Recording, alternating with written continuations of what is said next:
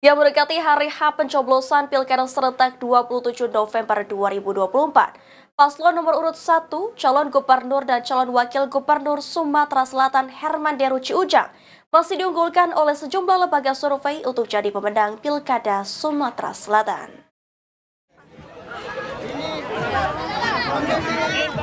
Herman Deru, calon gubernur Sumatera Selatan nomor urut 1 dan pasangannya Ciujang diunggulkan oleh sejumlah lembaga survei menjadi pemenang dalam Pilkada Sumatera Selatan mendatang.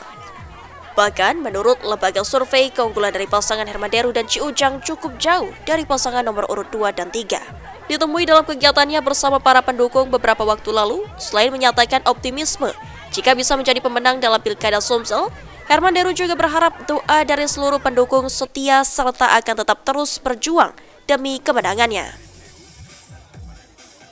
Insyaallah optimis, doanya dan tetap berjuang.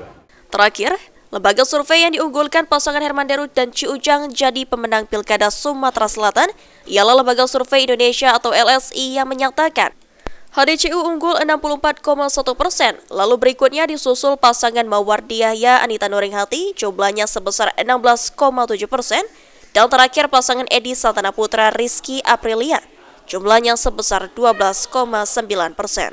Tim Liputan PAL TV.